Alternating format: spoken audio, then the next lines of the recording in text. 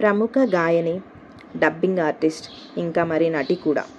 ఆమె భారతీయ సినీ సంగీత ప్రపంచంలో అనేక భాషల్లో పనిచేసి గుర్తింపు పొందారు. కుటుంబ నేపథ్యం, గాత్ర సాధన, సినిమా అవకాశాలు, వ్యక్తిగత జీవితంలోని కష్టాలు ఇవన్నీ కలిసి ఆమె జీవిత ప్రయాణాన్ని ప్రత్యేకంగా నిలబెట్టాయి. దక్షిణ భారత సినీ సంగీత ప్రపంచంలో ప్రసిద్ధ ప్లేబ్యాక్ సింగర్. తండ్రి ఎస్పి సాంబమూర్తి హరికథా విద్వాంసుడు.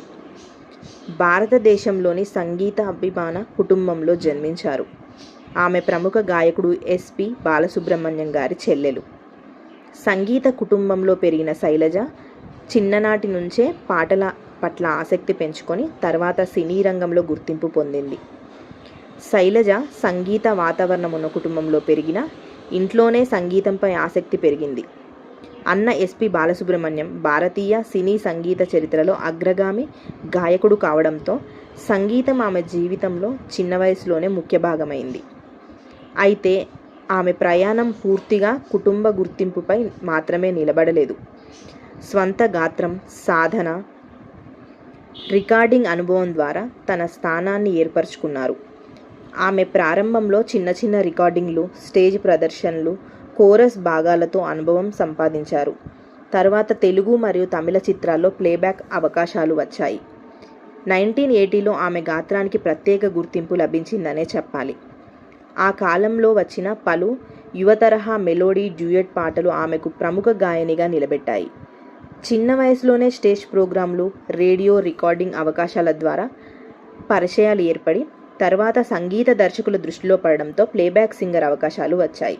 తెలుగు మాత్రమే కాదు, తమిళం మరియు ఇతర దక్షిణ భారత భాషల్లో ఆమె అనేక పాటలు పాడింది. 1980లలో యువ పాత్రలకు సరిపోయే తేలికపాటి చురుకైన గాత్రంతో ఆమె ప్రత్యేకంగా గుర్తింపు పొందింది. మెలోడీలు, డ్యూయెట్లు, ఫోక్ టచ్ ఉన్న పాటలు ఇలాంటి విభిన్న రకాల పాటలతో ఆమె గాత్రం వినిపించింది. ఆ కాలంలో అనేక ప్రముఖ హీరోయిన్లకు ఆమె ప్లేబ్యాక్ అందించగా గాత్రంతో పాటు ఆమె డబ్బింగ్ రంగంలో కూడా పనిచేశారు. కొన్ని నటీమణులకు సర్వం అందించి ప్రేక్షకులకు దగ్గరయ్యారు. టెలివిజన్ సంగీత కార్యక్రమాలు, ఇంటర్వ్యూలు, స్టేజ్ షోల ద్వారా కూడా ఆమె ప్రజల్లో కనిపిస్తూ వచ్చారు. శైలజమ్మ వ్యక్తిగత జీవితాన్ని సాధారణంగా ప్రైవేట్లో ఉంచుతుంది.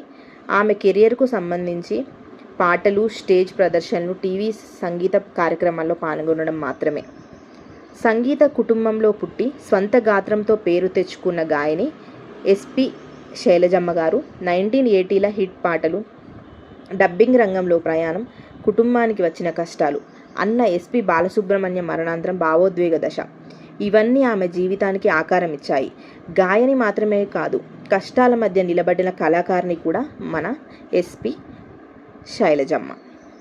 శైలజమ్మ ప్రముఖ నటుడు శుభలేఖ సుధాకర్ను వివాహం చేసుకున్నారు. ఈ దంపతులకు ఒక కుమారుడు కూడా ఉన్నారు. సినీ రంగంలో ఉన్నప్పటికీ కుటుంబ జీవితానికి మాత్రమే ఎక్కువ ప్రాధాన్యత ఇచ్చిన మన శైలజమ్మ గారు సింపుల్గా ఉండడం, కుటుంబ బంధాలను కాపాడుకోవడం ఆమె యొక్క ప్రత్యేకత. ఇదే తన గుర్తింపు అని కూడా చెప్పొచ్చు. అనేక ఇంటర్వ్యూలో తన అన్న ఎస్పి బాలసుబ్రహ్మణ్యం తనకు గురువు మరియు అలాగే తన యొక్క మార్గదర్శి అని కూడా ఎన్నో సందర్భాలుగా తను పేర్కోవడం అయితే జరిగింది. 2020లో ఎస్పి బాలసుబ్రహ్మణ్యం గారు మరణించడం ఆమెకు తీవ్ర భావోద్వేగాలకు లోనవ్వడం అయితే జరిగింది. స్పష్టమైన ఉచ్చారణ, తేలికపాటి గాత్ర మాధుర్యం మన శైలజమ్మ గారి గుర్తింపులని మనం ఎంతో గొప్పగా చెప్పుకోవచ్చు. తను తెలుగులో పాడిన ఎన్నో పాటలు ఇప్పటికీ ఎవరు మర్చిపోలేరనే చెప్పాలి.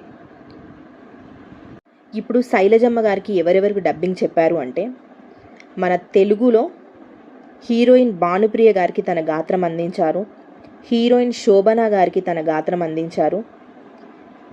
మరి తర్వాత అమల అక్కినేని గారికి కూడా తన గాత్రం అందించి ఆ డబ్బింగ్ ఎంతో అద్భుతంగా చెప్పి తనదైన శైలిలో తన గాత్రానికి ఒక మంచి గుర్తింపు తెచ్చుకున్నారని చెప్పాలి మన శైలజమ్మ గారు.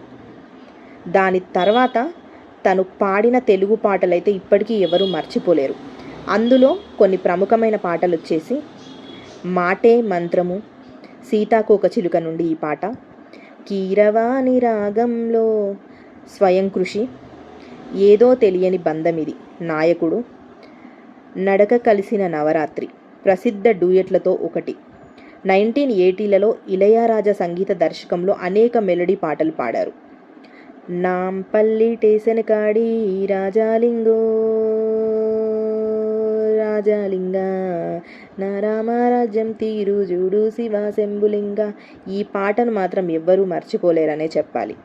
దాని తర్వాత తను పాడిన ఫోక్ టచ్ అయితే అసలు ఎవరూ మర్చిపోలేరు. అందులో విజయశాంతి గారు నటించగా, లలు దర్వాజలస్కరు బోనాల్ పండగ కొసనని రాకపోతివి, నగడిగా పూలు గోరికి లబ్బరు గాజులు తెస్తాని లేకపోతేవి. మళ్ళా ఈ పాటకు వచ్చిన గుర్తింపు అయితే ఎవ్వరూ చెప్పలేరు. తన పాట అలాంటిది. మరి 1984లో విడుదలైన సాగర సంగమం చిత్రంలోని ఓం నమ శివాయ పాటకు జాతీయ స్థాయిలో ప్రశంసలు అందుకున్నారు. అందులో తను నటించారు సాగర సంగమంలో. అలాగే తను ఒక పాటకు డ్యాన్స్ చేయడం కూడా జరిగింది. అప్పుడే తను క్లాసికల్ డ్యాన్స్ కూడా నేర్చుకోవడం జరిగింది. తనకు నృత్యం పైన కూడా ఎంతో ఇంట్రెస్ట్ ఉండడంతో ఆ పాట తనే పాడి ఆ పాటకు తనే డ్యాన్స్ వేయడం కూడా జరిగింది ఆ సినిమాలో. ఆ సినిమా అంత ప్రత్యేకం మన శైలజమ్మ గారికి. ఎప్పుడూ తన అవకాశాలని తనే తెచ్చుకోవడం అయితే జరిగింది. తన మధురమైన స్వరం స్పష్టమైన ఉచ్చారణ ఆమెకు ప్రత్యేక గాయనిగా నిలబెట్టాయనే చెప్పాలి.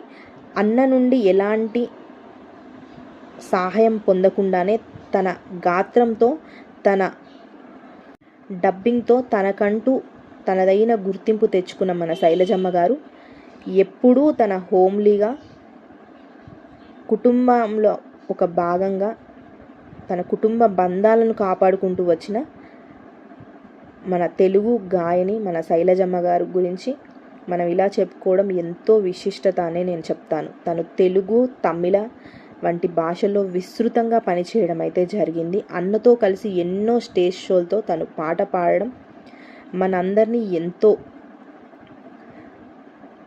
తన పాటతో మంత్రముగ్ధులను చేయడం అయితే జరిగింది.